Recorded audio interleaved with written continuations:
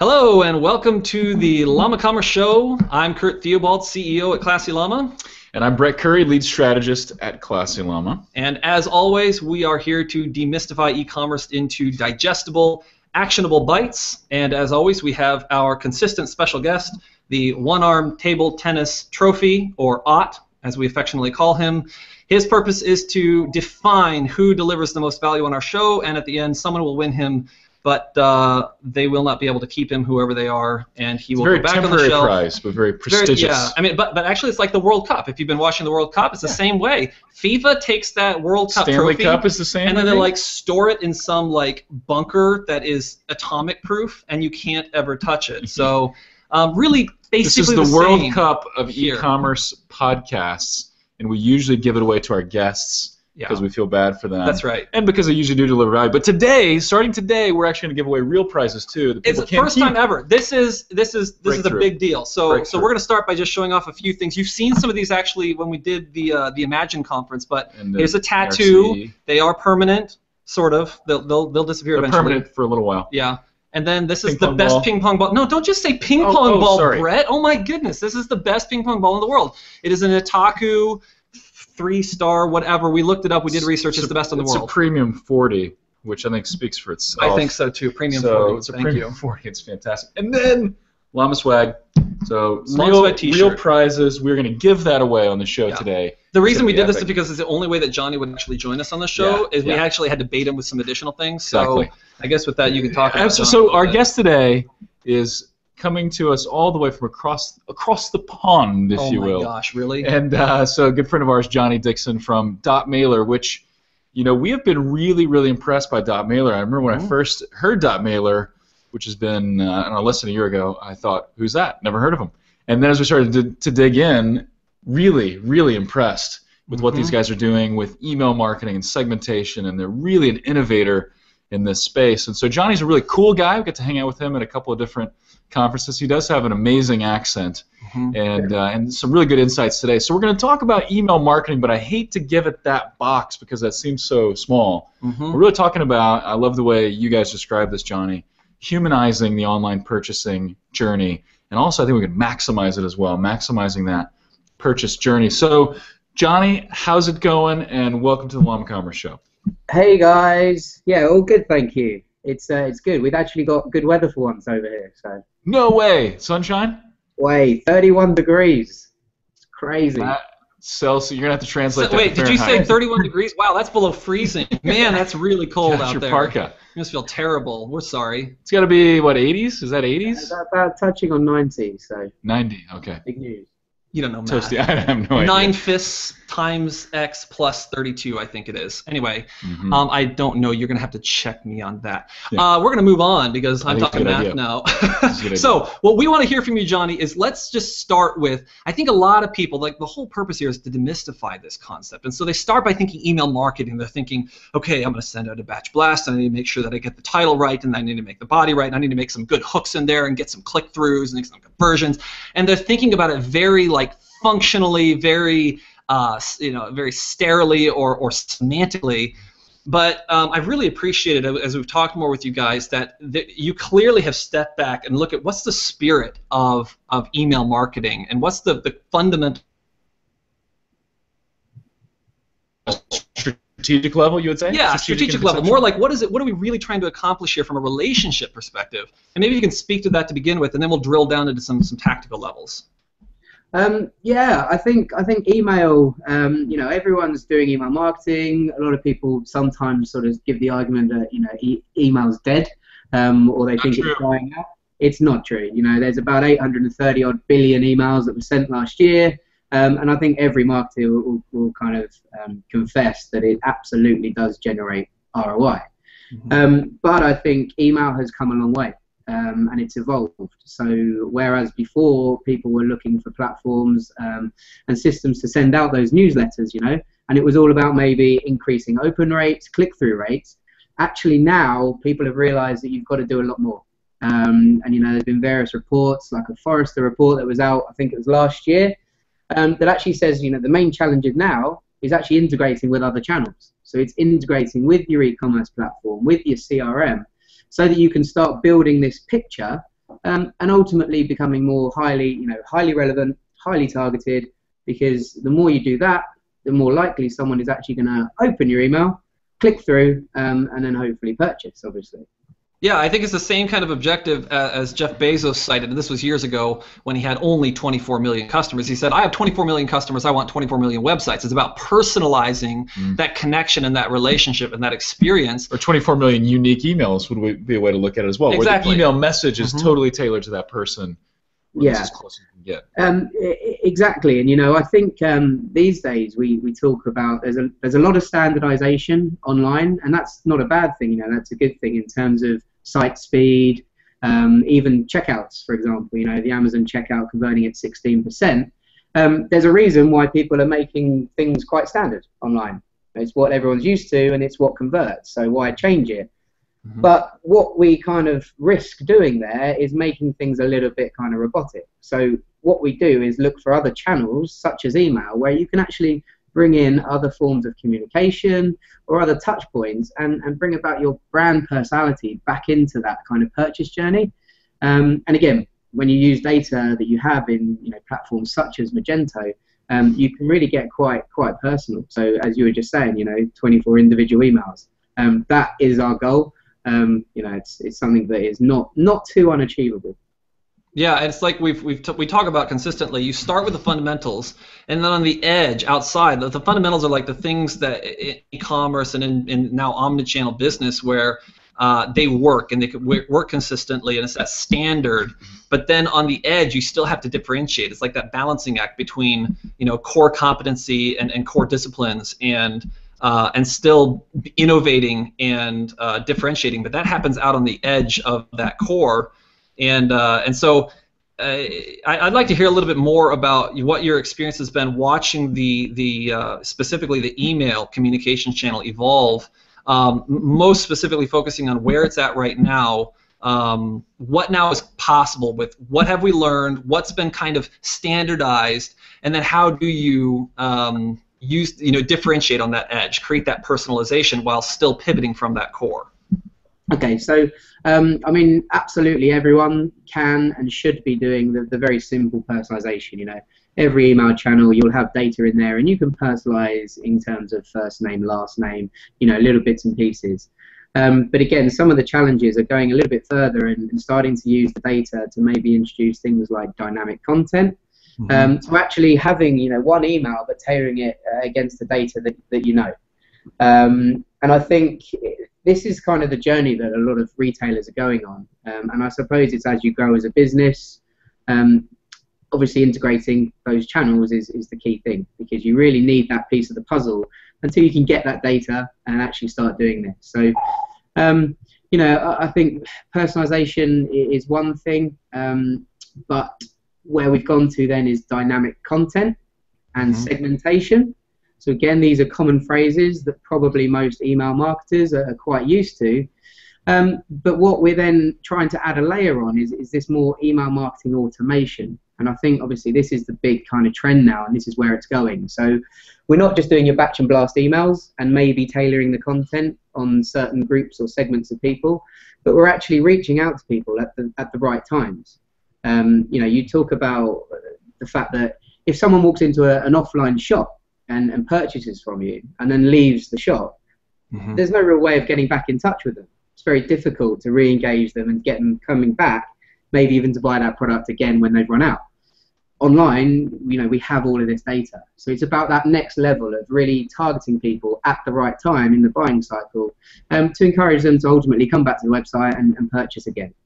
Yeah, we've been talking about this concept of being responsive, and that term has been so has been owned by this design concept, but in fact we want to create responsiveness to the user. We usually just think that means responsive behavior. To the device. It's right, that's right, to the device, to enhance but the it's mobile actually, experience. We want to be responsive to the user and their behavior, and I think that's clearly where it's going. What you're talking about there is how do we create an automated, responsive structure that meets the user where they're at and is dependent on what actions they're taking, so that we can meet them where they're at from a behavior context, not just from like a device context or whatever it might be. So email is clearly sophisticated in that context as well. So So how does that work? Like, is that something that's accessible at a, to someone who's, let's say, just technologically unsophisticated? Is that an accessible thing to create automation? Maybe give a few examples of what kind of behaviors you'd want to respond. You've already given one, but maybe a few others to flesh it out.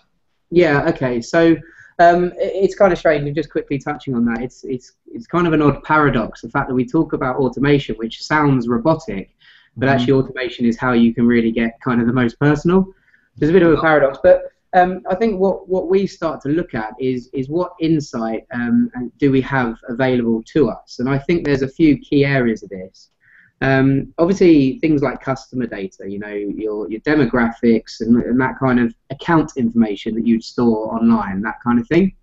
Then you've got things like your purchase information, so actually looking at what people have previously purchased. And then you look at maybe feedback. So actually, I always like to say that people do like talking about themselves, and people are willing to give you feedback.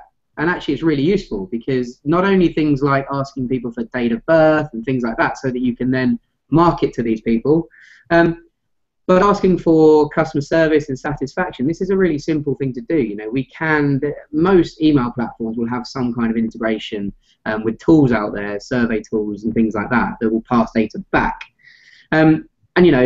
Starting to try and make it humanized again, so actually make it useful. So if someone gives you some really bad feedback, for example, then actually let's maybe try and make them, or pass those people to the customer service team, get them to phone them up, get them to actually speak to them, and try and introduce this kind of personal connection with your customers, so they're not just getting a generic voucher code in another email. And then we talk about email behavior, so looking at how people are interacting.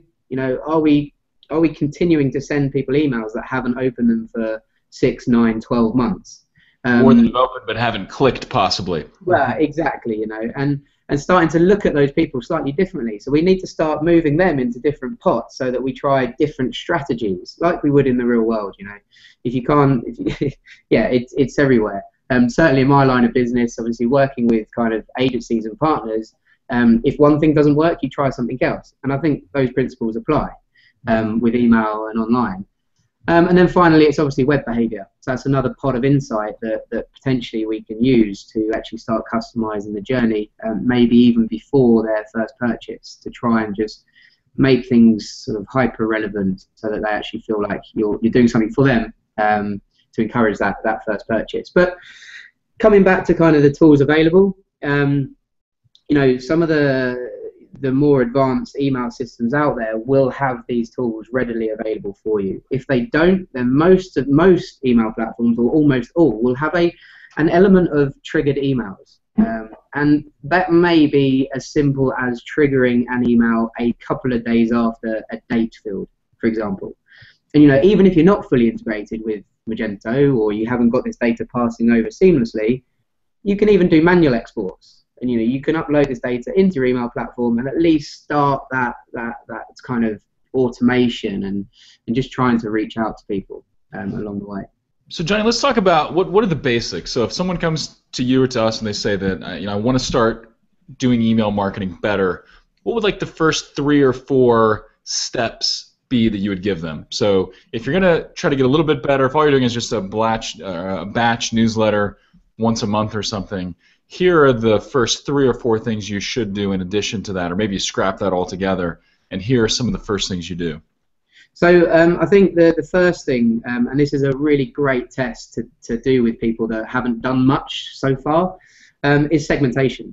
So either ask them to think of grouping, just keep it simple, 4 groups of customers that people fit into, and whether that's defined by their spend value or their engagement or whatever, or whether it's by gender or something like that. Something as simple, depending on what data you have available, and then either split test campaigns, sending different campaigns to each segment, or start trying to use that dynamic content maybe to actually tailor just one email, and then see the rise in engagement. Because you'll see that by doing that already, you're reaching people, and you probably will improve your opens and click-through rates.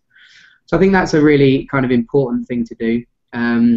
Start off with some simple segments, and then I think what we've got to start considering Well, yeah, that'll do. Yeah. Hey, when we're in Chicago, we were visiting one evening after IRCE, and you were talking about a customer of yours that never sends a batch email, and he's got a big email list, but never sends one batch email. Everything is segmented and customized, and I know you guys have like 1 million customers, so I may be totally putting you on the spot here. But do you remember that customer? And you probably can't share details, but how do they go about not sending a single batch email? How does that look? Well, because what we can do with Dotmailer is actually create people join programs, automation programs, and these can just run month on month on month. But actually, the way they join those programs is by falling into segment criteria. So instead of just sending to a list, actually what you're relying on is their behavior, their purchase history, their data, what's happening to them or what they're doing, they'll automatically push themselves into a specific segment, and then the email communication will run after that. I mean, we like to give the scenario of, say, if you created your top 6 customer segments, all the way down to kind of zombies who haven't purchased in like a year, haven't engaged with an email, all the way through to top VIP customers who have a high average order value, loads of orders, they're engaged with your email. And the idea here, in the perfect scenario, is we get whatever stage someone falls into, and as they fall in and out, we try and push them through so that they will become that top customer. And then we start looking at the content of the emails to achieve that. So whether it's trying to up people's average order value by maybe including bundled products or something as opposed to just single products, or just trying to look at how they're engaging and how they're behaving or what they're clicking on to try and encourage them to engage a little bit more and therefore end up spending and pushing themselves up through those segments. It's quite an interesting concept. But one of the trends that we've seen with email is using it, like the importance of quality content and connection, and it's not just a sales channel or rather a marketing channel. It's a way to develop relationships with your customers, and even we're always trying to we do try to demystify and simplify e-commerce, and this component of e-commerce is something that we're talking about segments, and we're talking about automation, and from a small business owner who's just getting e-commerce off the ground, those can be daunting words, and so we try to simplify and say, put it in 2 groups. You've got the customers that are engaged with you, that are consistently buying from you and visiting and that sort of things, and then you've got the customers that aren't. Maybe they bought once, maybe they just visited, and the whole idea is love the ones that are with you, and then work on getting those that are bought once or just visited, get them to become the ones that that are with you, that are committed. Isn't there a song about that? Love the one. Love the one you're with. Exactly. Yeah. Can you sing a little? No, I can't. I don't think ABBA wrote it. Yeah. ABBA. Wait, how is that, Johnny? Johnny was just demonstrating how to actually pronounce ABBA because we like them. We said ABBA. We're like, don't you like ABBA, Johnny? And he's like, I don't know. Which isn't very masculine. I was meaning not to say that on the show, and I just said it. So we've heard of them. I don't know that we like them. Yeah, I know. They're old. They used to sing awesome songs. 70s. I mean, okay songs. Yeah. Anyway, but the whole idea is segment between those that love you already and those that are just getting to know you, kind of thing. And you want to drive more to those that love you and then really take care of those that love you, because if you segment revenue, you segment sales, the lion's share almost always come from those that love you. And it seems like a lot of times small merchants are all about winning those new customers and not taking care of their existing customers. So and I know I've asked 2 questions here, but there's also that content factor that comes into building those relationships. How have you seen merchants successfully tackle that challenge of making sure they're loving the ones that that love them and dialoguing with them while balancing that against winning more customer loyalty from new customers? Yeah, well, we like talking about this. Well, everyone talks about the idea of ROI, but we talk about ROR, and that's kind of return on relationship. And exactly what you were saying, you've got to start looking at these different people and how they're interacting. And it's like you consider it in real life. If you meet someone for the first time, you're going to ask them or speak to them very differently from an age-old friend. And what you'll do is you wouldn't meet someone and ask them 100 things at once. Over time, you'd add value. And if either party didn't bring anything to the table, the relationship kind of wouldn't go anywhere. Mm-hmm. So what we've seen with clients is they'll start looking at ways that they can add value. And this can be right down from the basics of, for example, your welcome program. Let's not just send that one email saying, thank you very much for signing up. Which is what probably 95% or 99% of all merchants do, is just thanks for buying or thanks for signing up. So what we're saying there is, that maybe that second email is actually not trying to sell to them at all, but it's a bit of education around their brand. A lot of these brands out there have a video or something. Yeah, they have heritage. They have. There's a reason why people do shop with them, and there's a reason why you should shop with them, and they need to portray that. Because people don't buy products. People buy typically people buy the people behind the brand and the brand itself. So by sending them a piece on heritage or about us or a video or whatever it might be, you're saying come in and buy into our brand, into our team. You're not just saying buy our products, because that's highly transactional, and people don't really want to be in a transactional relationship. They want to be in a loving relationship. They want to be in a warm and personal relationship, and that's just right along those lines with what you're saying. Exactly, and as I said, you've got to build this up over time, and the more and more you get to know people, the further the relationship develops. And as you said, you're more likely, and in fact, lifetime customers have about a 60% higher order value or whatever than the first time. So you've really got to make the most of this.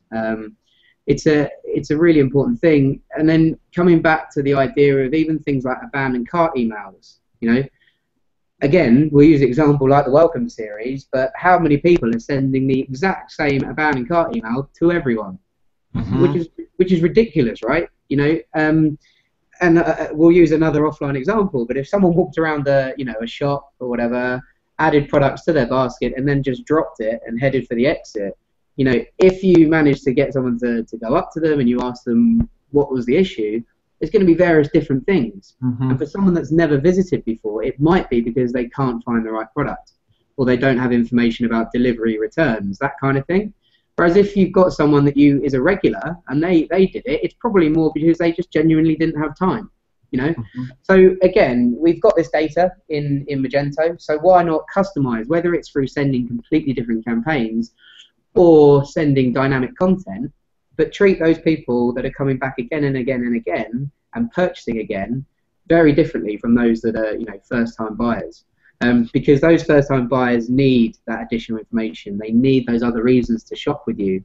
Whereas the ones that are regular purchases, what they want is for you to value them, and either possibly through incentives, but more so through recognizing who they are, what their interests are, and then tailoring the content or even products to those people.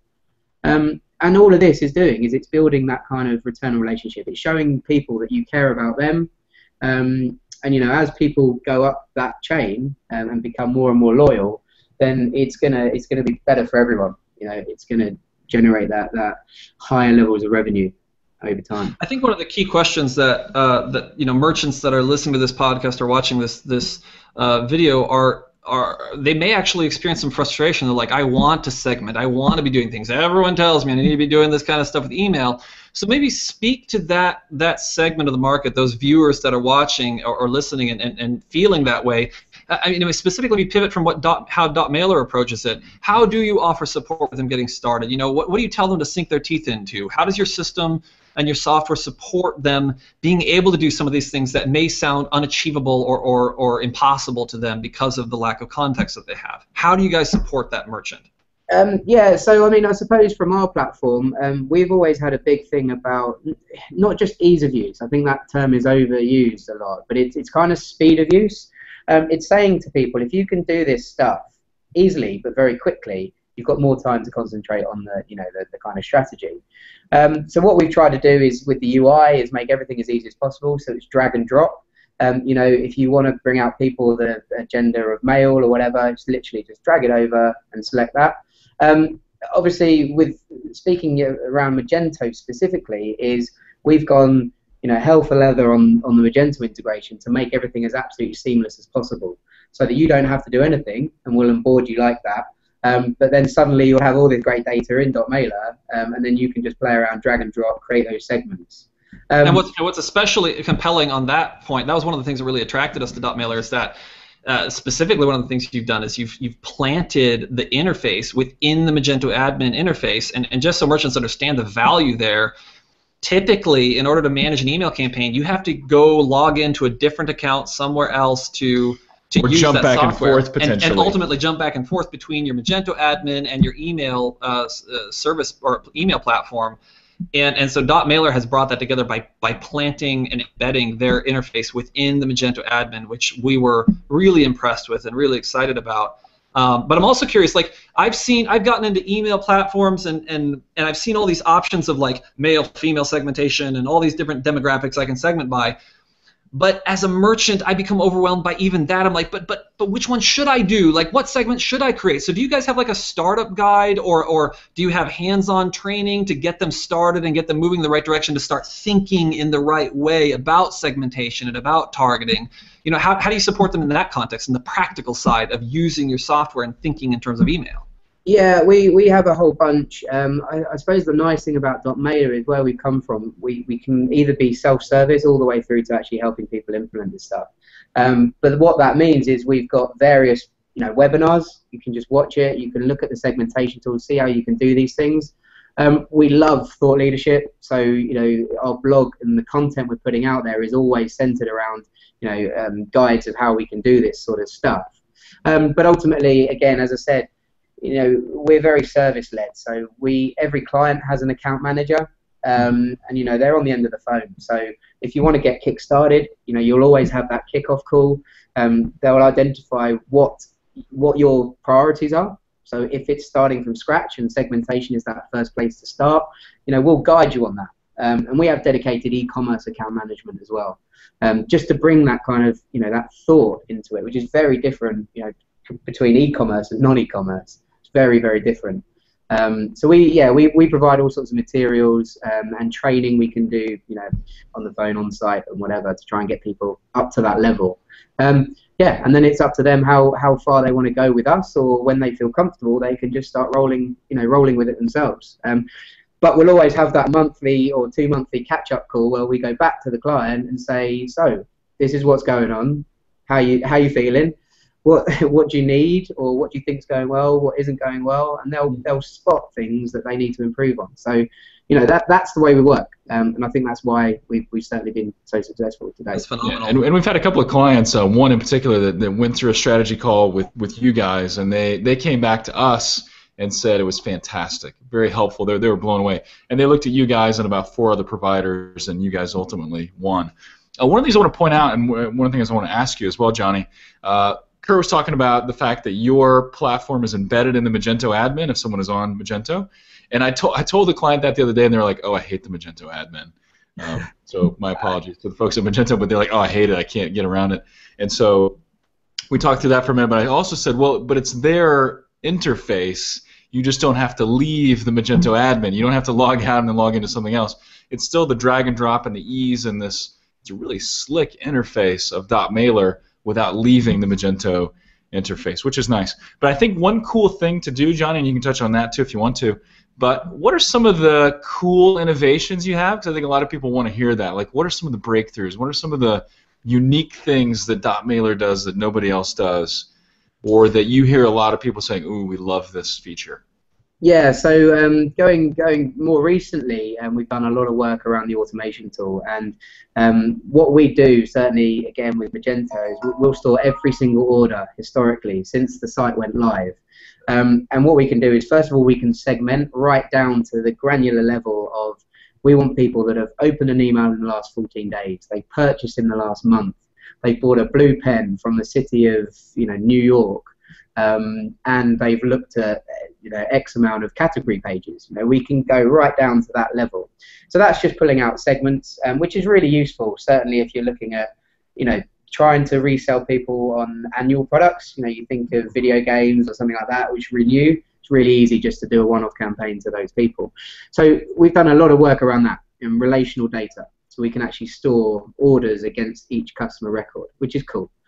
Sometimes people need multiple tools to do that, right? A lot of times there are other email platforms that do that, but you need a few different integrations to make it work, and you guys do it all in one.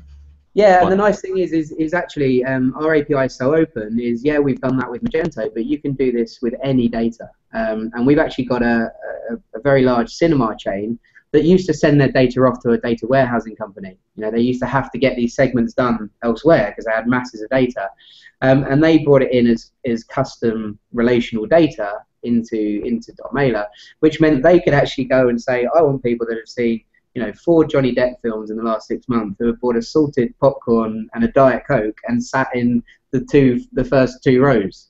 And they could do that. They've quoted it. It's one of our case studies. They said it's gone down from 4 days to 6 minutes. And they can run these queries, drag and drop. So obviously that's a huge thing. One of our big things that I may or may not I probably shouldn't be saying this on a webinar. All right. We're doing a lot of work. I'm a Commerce Show exclusive. You heard it here first. Yeah. So we're hoping to release this probably next week. We release very, very frequently. Is around web behavior. So actually capturing people's web behavior as people start looking at the site. What category pages they're looking at, what product pages, that kind of thing. So you can actually start building them into your automation programs. So as I said, not only just looking at post-purchase, but also looking at their behavior. Wow, so you just after you do that, you're going to have to start checking your trunk lines for NSA taps. I just wanted to let you know ahead of time. Tell me about it. I know. But yeah, so that's all really cool. And the nice thing is with the automation tool, which is again all drag and drop, we can build those segments into any decision point. So you can branch people off based on literally anything. And then on our Magento roadmap, we've got a whole bunch of nice integrations coming out. So we're doing a load more work with transactional emails, but also sweet tooth integrations, and we're trying to identify a few key partners, that are quite common out there, so that we can start integrating with those guys as well. That's fantastic. I mean, when we saw Dotmailer, I mean, this, we were very impressed with what you guys are bringing to the table. Some of the key differentiators that you bring to the table, the embedded drag and drop interface. I mean, the drag and drop interface all by itself, even if it weren't embedded, is beautiful. The ease of use there, the fact that it is embedded is really, really valuable from the sake of, like you said, speed and ease of use. And then so far, there's the support that you guys have been able to offer, the expertise has really been hands-on and really quality. So, I mean, we were really excited to have you on the show to share the good that you have to offer, and that's really one thing that we're trying to accomplish here as a whole organization is bringing the best in class to the forefront, let the cream rise to the top so that merchants out there really are attracted to the right people in the ecosystem, because there are so many players out there, and we want to do our part in emphasizing the right ecosystem participants, so that merchants don't end up in a difficult situation or paying more than they ought to or whatever it might be. But everybody out there that's listening to the show, if you listened to it before, you know that we think that email is very, very important. And it's really not going away anytime it's not soon, going away, ever, no. I would say. I mean, do you still check your email every day? Yes, you do, and so do I, and so like do every 5 minutes, hundreds and millions and billions of other people. So yeah, it's here to stay for the long haul. It's endured much longer than social media. So if you're investing in social media, not email, you've got it in reverse, unless you're a very special and much case. higher ROI with email and much easier to track. Absolutely. In terms of like when I hear someone saying we're not doing anything in online marketing, I say, well, let's start with email. Almost always. I'm like, if they have we got 5,000 emails in our database or 50,000 emails, it's like, let's start there, because you're missing out on gold. Huge leverage. So it's going to take a learning curve, no doubt about it. That's with anybody. I mean, you work with Dotmailer or anybody else, you're going to have to learn. You're going to have, like Johnny said, they've got resources, they've got their blog, they've got webcasts and whatever else to support you in the hands-on support. But you are going to have to learn the language of email, the idea behind email. And I would suggest make sure you don't fall into the trap of looking at it in the same way as people looked at paid search early on, where it was like just a quick way to win some customers or get some revenue. It is a relationship development tool that will endure and grow in the long term. And do you have a system that learns over time, like Johnny was talking about, where you gain more and more intelligence, and then you're able to shift your tactics and strategy based on that, or you just kind of rapid firing? So we're out of time. Yes, that's officially, true. But this has been fantastic.